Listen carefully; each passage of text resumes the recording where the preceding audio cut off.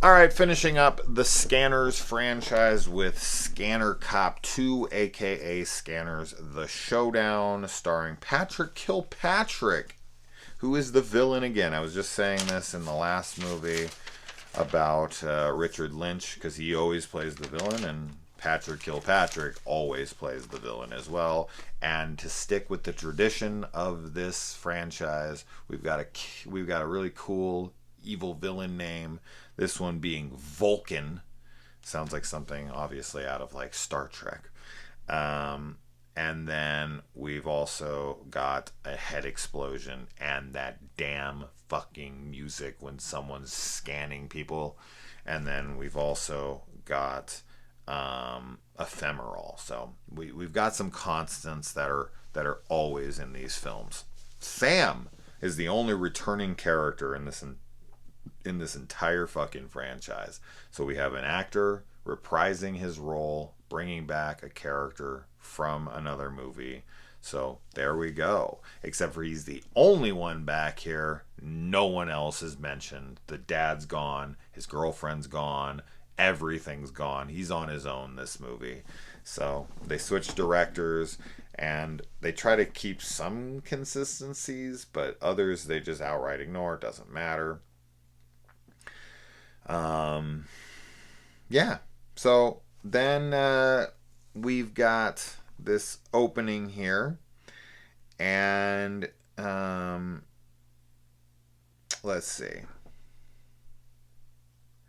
Um, so in this one, this time we have got a scanner who can basically eat scanners' powers, very similar, very, very similar to Doctor Sleep.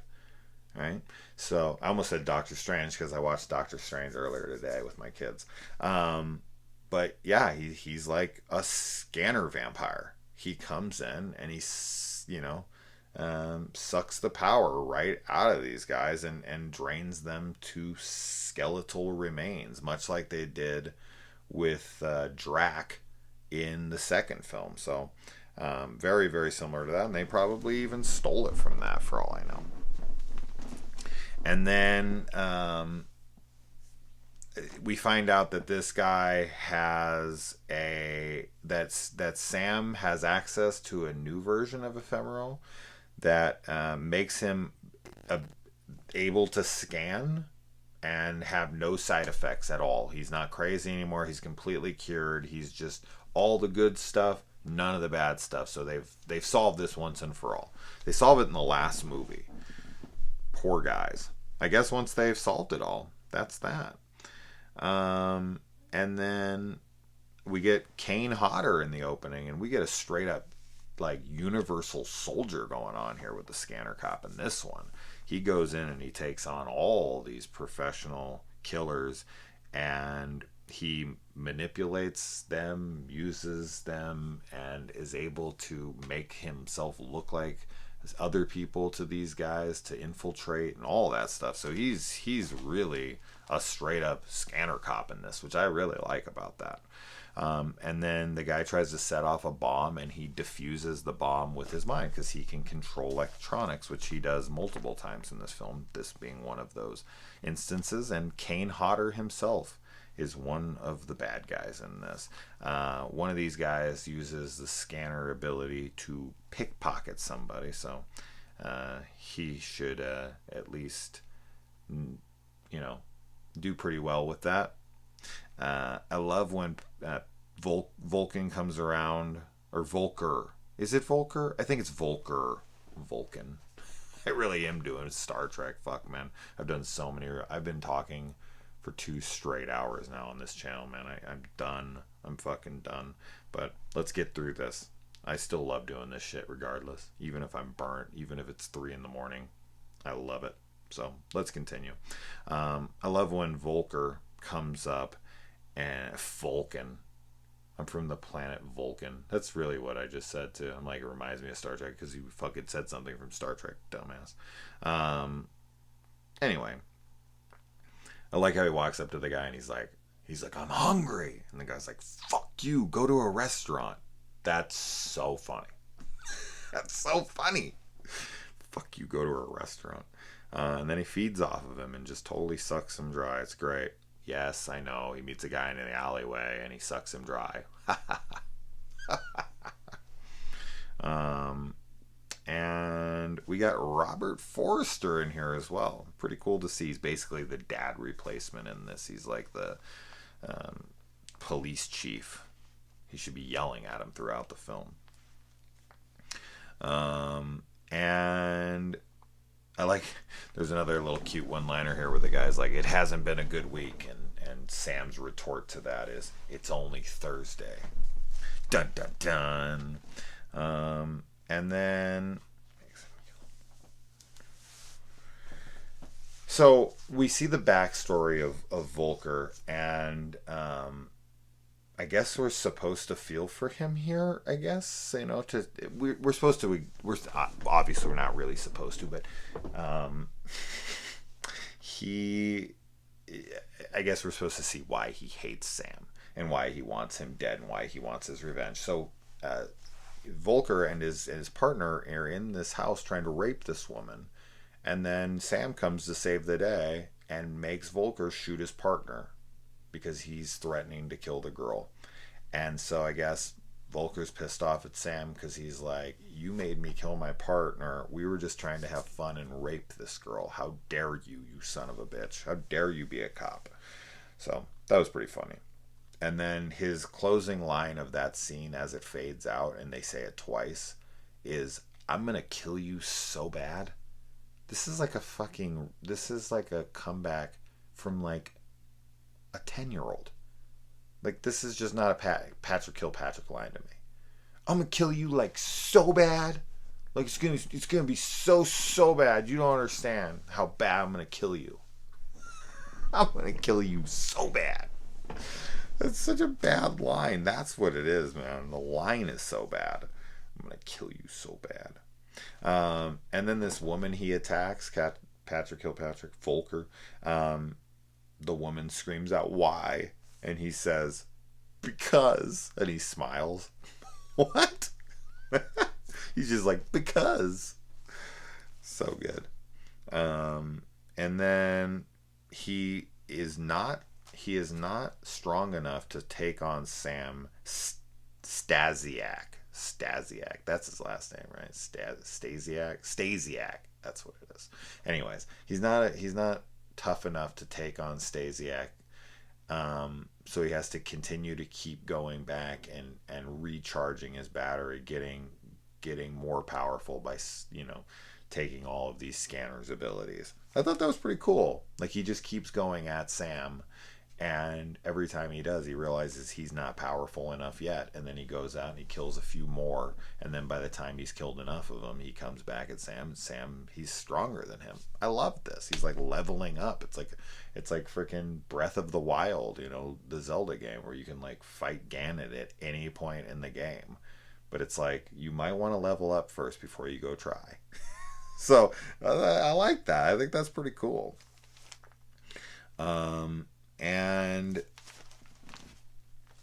And then there's a really interesting, like, kind of moral scene where, like, Sam is pinned in this like forklift, and this guy's gonna kill him because, you know, Volker's got a control of his mind, and then they're fighting over this guy's mind, and in fighting over this guy's mind, it's killing him, as scanning together would do if they're fighting really hard over this guy. And he's like, are you really going to let, you know, this guy die to save yourself? Because that's all you're doing right now. You're choosing this guy's life over yourself. Like, aren't you supposed to be a cop? And it's like this real big moral question. So he lets go of him. He makes the, you know, what he sees as the right decision. He lets the guy go. And in doing that, he would end his life, but he's able to manipulate the machinery because he has the scanning abilities, and he stops the forklift from working.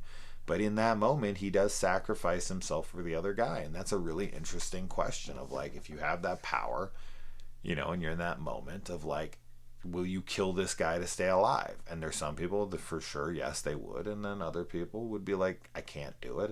And they would end up dying. But I thought that was a really good question there to pose our protagonist with. So kudos to them for that one. I thought that was actually, of all of the films, that was the most morally driven question our protagonist had to deal with that I saw. Like, will you kill this guy to save your life? That was good stuff. Good writing there. And then when someone says something that's like, important in a movie, the response from somebody, whoa, slow down. What happened? That kind of stuff. This is so overused. I know this is probably what actually happens in real life, but I'm so tired of, okay, slow down. Tell me what happened. You heard what happened. 100% you heard what happened. They said it clear as day. And they don't need to slow down. You heard them. I don't know why that's the response. It just annoys me at this point. I've heard it in a movie a trillion fucking times. Oh, Lord. Anyway. And then, I love the scene where he melts the couple together. One of them isn't a scanner, though, so I guess maybe if you're touching a scanner when this happens, you can bleed him dry, too, of his power, or not his power. I don't know. But then they're all melted together, and he's like, something about art, that he knows art or something. That's cool. I like that scene. And then he goes after Sam's mom, which he finds out about in this, but he's never seen since he was a child. He hasn't seen his mom in forever, and as soon as he finally sees her, she's fallen to her death because she won't give up her kid. And Volker's like upset about this and like screams out no, but then he's like fine with it 2 seconds later because he sees that it hurts Sam, so it's kind of fucked up. But imagine you haven't seen your mom. You've been trying to track her down your whole life. You finally find her, and the second you find her, all she does is say your name and just dies. That would fuck you up for sure. And now he's way more powerful. And Volker actually yells out, "Come get me, scanner cop." So he says the title of the movie, which anytime I hear the title of a movie in a movie now, I can't help but think of that fucking Family Guy scene with Superman 4, The Quest for Peace. It's just every single fucking time. You guys, if you know what I'm talking about, you know what I'm talking about. I can explain it to you, but I can't help but think it every time I hear it in a movie. And oh my God, the scanner noise. I hear it so much. I'm going to hear it in my sleep tonight. And then I guess he uses illusions because she tells him, like, use illusions. It's the only way you can beat him. But it makes it look like he's using random people as, like, basically, like, decoys and pawns in his ability to, like, take him out. But I guess those are just not real people that he's killing in that, because the door is locked, right? There's no way anybody could even get in there anyways. But at first I was like, is he letting these people die? Is he controlling these people's minds and making those people look like him in Volker's mind until he drains his power and he's just like throwing this guy in? Now it wouldn't fit the forklift scene at all. But all I can take from that scene is he's actually killing, like he's making him kill projections. But why do they have to be projections of somebody else? This is what I'm confused about. Why can't they be just him being torn apart and then they just disappear and he's like, haha, I got you, it's not really me? Why does it have to look like another person? And if he really is killing other people, that's fucked, and that scene is so messed up and he's not the hero at all anymore. So I'm very confused by that scene. I feel like if Volker was actually latching on to him, that wouldn't work unless it really was another human being that he was melting. And it's not like Volker has any accomplices. It's not like his own men that he's killing. It's like random people, like just like one's like a janitor or something and the other one's, I don't know. But what? He can't be really killing people there, right? And if he isn't, then why does it have to show someone else that isn't even actually there? So is he actually killing people in that scene? He's actually sacrificing humans. Like, oh, I don't want to die, so I'll use this guy. I'll make him, blow him up. What? That's not possible, right? But if it is, he's a horrible person. Like, what? I'm confused by this scene. I'm so confused by this scene. And then, and then his closing line on, where's Volker? He's like, well, he's not going to be answering any questions. So stupid. And then he just gets the babe in this movie, but they don't kiss or anything. They fucking hold hands and walk off. Hold hands? What is it? The third grade? Shit, what am I talking about? I was fingering girls in the third grade. No, I wasn't. But I just thought that was funny. He like gets the babe and he just like grabs her hand and they just walk off together. The end. Literally credits. I can't remember if there's music over these credits or not. I think there is. There is. So this one fixed that issue. Anyways, there's the Scanner franchise. I'm done. It's 3:23 a.m. and my kids are here. I got to get up in the morning, but that was fun. As you guys know, I am now pacing my releases, and I'm actually like scheduling them. So I'm recording all of these in one big clip, and then I'm like scheduling them so they can not all be released at one time. And then that actually gives me a little bit of a break because right now I can't be doing 2-3 a day like I used to. I just can't. I got too much shit going on in my life right now. So this is the way I'm doing it now. And I like this. But you're still getting like one a day, so there's no complaints that I should be getting by you guys. Because if I take like a day off, people are in the comments, where you been? I'm like, bro, it's been like fucking 10 hours since I've uploaded. Calm down. I know I'm consistent, but Jesus Christ, I have a life outside of this channel. As much as I love this channel, I have a job, I have kids, I fucking now have a girl I'm seeing. Like, I got a lot of shit to do. So, anyway. Alright, guys, enough bitching. I love you all. Adios. Good night.